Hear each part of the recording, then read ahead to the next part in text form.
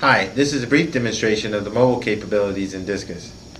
Using a mobile device, I will be accepting a new order and then a credit card payment on that order. The device I'm using is an HTC G1, commonly referred to as the Google phone. It is widely available in the US and also internationally. However, the mobile application that we're going to demo is compatible with all devices that have browser support and an active data or Wi-Fi connection. We're also going to be using a laptop with the most commonly deployed DISCUS GUI.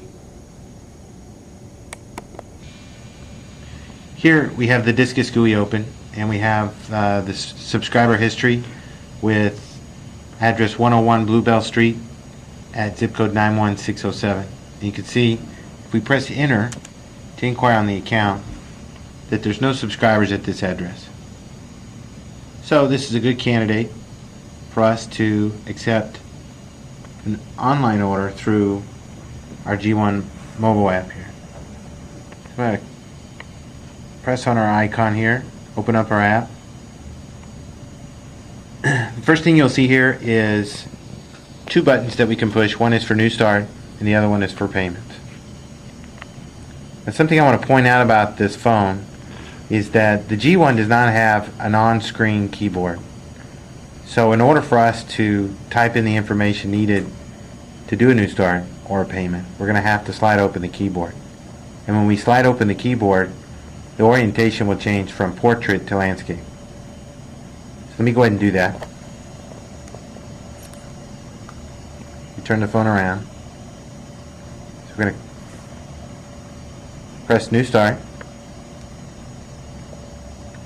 And we'll just start with the typical information you need to start a new account. I'll enter the name,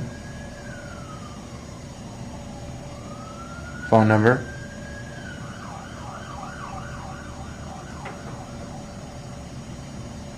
we enter the address,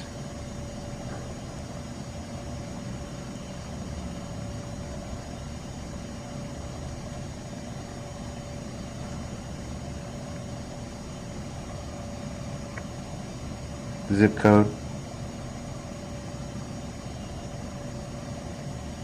We'll pick what product we want. In this case, we'll just pick the Tribune 7-Day. The promotion we want to offer. So in this case, we'll pick the 25% off for 13 weeks. And then our payment. Let's enter in $10. And we enter in some random credit card here. The expiration date. And that's all we need. So we're going to hit submit. And if we go down to our message center down here, you'll see the transaction has been successfully submitted. If we go up a little, we'll see that we now have a DISCUS account number, which is 301640. So if we go back to our subscriber history inquire in the GUI, and we re-inquire on this address, we'll see the same account number with our new start. If you notice, there's a credit card payment for $10. Alright, so the next thing we want to show you is the ability to accept a payment through the same application. So we'll go back home, click on payments instead. Now with this part of the application, we need to give DISCUS some way to pull up the account. Now for this guy, we already know what the account number is. So let's just type in the account number. It's 301640. Hit inquire. You notice it gives us the phone number, the address, my name, and my balance. So that verifies that yes, indeed, that's the guy I want to make a payment on. So click on payment. Very similar screen that we had when we took the new order. Notice the basic information up at the top. That's information we don't have to type in again. we select our payment tran code. In this case, we already have one defined for credit card payment.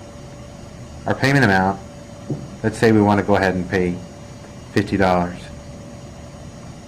Tip amount, let's make a tip of $2. Credit card, we'll enter the same credit card again.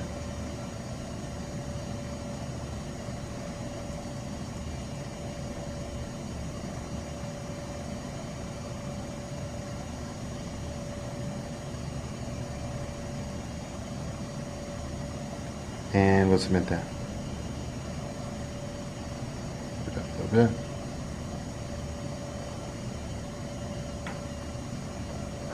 Alright, so go down to our message center. It says it's been successfully submitted. And we'll go back to our GUI over here. We'll refresh on the same account. And you'll see that right here is a $50 credit card payment. Now if I expand that payment, you will see the $2 tip is included as well. Let's go back to the subscriber history. The one thing we're going to show you is the ability to trap conditions or errors that happen at entry time and handle them in a later time. This is useful if you're taking a new order and the subscriber doesn't have a valid credit card, or the address is unrouted in DISCUS. A whole variety of things can pop up. Instead of writing down that order and trying to process it later, you can use DISCUS to queue that transaction and work it later in DISCUS. What we're going to do is we'll go back home and let's try to enter one more payment on the same guy, and the account number was $3,016.40. Inquire on the subscriber. Okay, all the information is there. Notice the balance has been updated to $58 as it is in the GUI.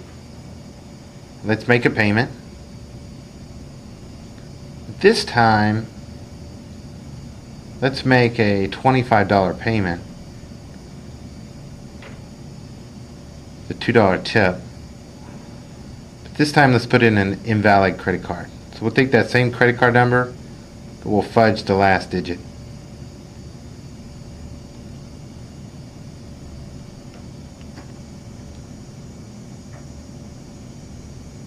Alright, so let's submit that.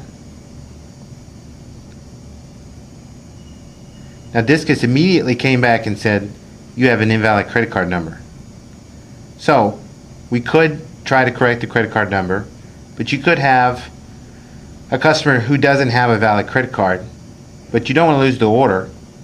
So the easiest thing to do here is just to hit this Queue It button, which will take that transaction and stick it or place it in the DISCUS CAPI queues, which is a system that allows you to work unfinished transactions at a later time.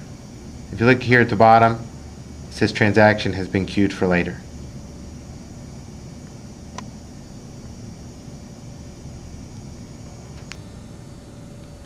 The payment transaction we just queued can be processed in two ways.